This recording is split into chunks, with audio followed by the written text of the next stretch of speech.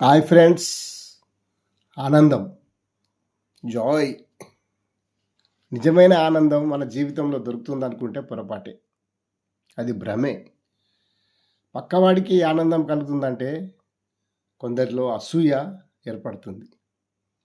సంపద ఉన్నంత మాత్రాన ఆనందంగా ఉంటారనుకుంటే ఇంకా పొరపాటే. అది అవివేకమే.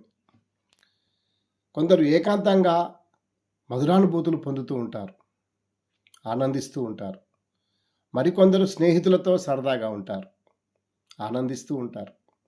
ఇంకొందరు కుటుంబ సభ్యులతో గడుపుతూ సమాజంలో రాణించి సుఖ సంతోషాలతో ఆనందం పొందుతూ ఉంటారు. ప్రేమికులైతే ప్రేమతో ఆనందం పొందుతూ ఉంటారు.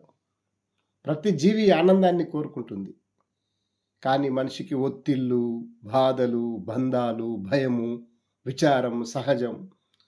వీటన్నిటిని వల్ల ఆనందం దూరం అవుతుంది. కష్టపడకుండా సుఖం కావాలంటే దొరుకుతుందా? కష్టపడితేనే సుఖం దొరుకుతుంది.